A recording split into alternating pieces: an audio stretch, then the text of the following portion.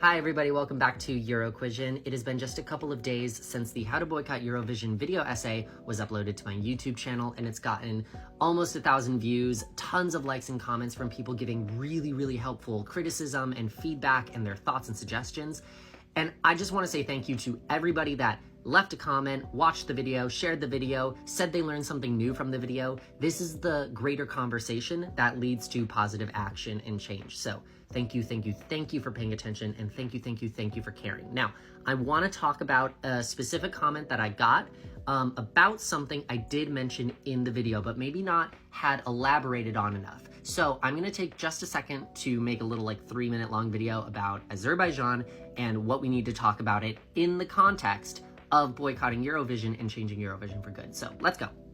So in the greater conversation of who needs to be removed from Eurovision because they've done bad things or are using it to do bad things, Azerbaijan is definitely really high on the list. You know, for a long time, it was definitely Russia. And we realize now that even for a longer time, it was Israel, and only now are we deciding to do something about it. But another country that people either don't notice or don't talk about enough is Azerbaijan. And I did mention it at the beginning of the video essay. I mentioned that we can talk about both of them, and we should talk about both of them. And I think I meant to say that we should talk about them in the greater conversation. The video essay itself was supposed to really be about boycotting. You know, I didn't want to get way too far into all of the geopolitical histories of all the countries, so much so that it would confuse the point of how and why to boycott. So one of the big reasons why Azerbaijan should definitely not even be here anymore is something I mentioned in the video. They're cheaters. They've literally cheated multiple times, even more so than the time that they bought votes in 2013. They also collaborated with a small handful of countries to collectively vote for each other, and it really only worked out for 2 of them. So they've cheated on their own, they've cheated in a group project, they shouldn't be here at all. But let's talk about another reason why they shouldn't be here, and that is the similarities, important word, similarities, to other geopolitical conflicts like Russia and Ukraine and Israel and the recipient of their violence. And the reason why we need to talk about all 3 of these things is that we need to understand how they are alike but not identical. That's why I say the word similar.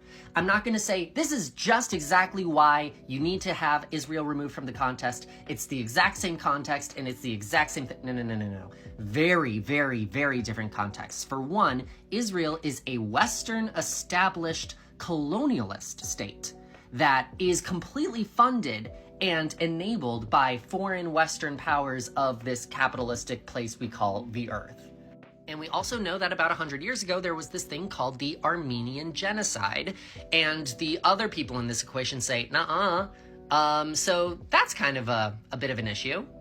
Hot take, maybe if there's one group that says we were genocided and there's another group that says nuh-uh, don't let the nuh-uh people into Eurovision. That's kind of against the whole point. That's and another way that this is a little bit different from other conflicts is that there is violence from both sides. There are casualties suffered and inflicted upon both sides. It's not one country that is extremely armed and extremely funded, taking out all of its terror and aggression on somebody who's completely defenseless, completely unrecognized, all right? These are both sovereign states that have a lot of history and a lot of violence, and it's not one-sided, but it's heavily sided. Anyway, add that on top of the cheating. You just shouldn't be here, man.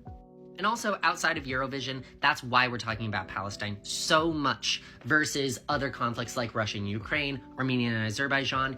It's that Israel is so catastrophically enabled by the rest of the world and the most powerful countries to keep doing all of the horrible things that it is doing to innocent people in horrifying numbers, horrifying quantities. And that's not to say that anybody else's innocent suffering is somehow lesser. You know, it's not a game of numbers. However, it's context, all right? It's contextual why we need to put so much pressure on Israel, why it's inside and outside of Eurovision, all right? It's everywhere.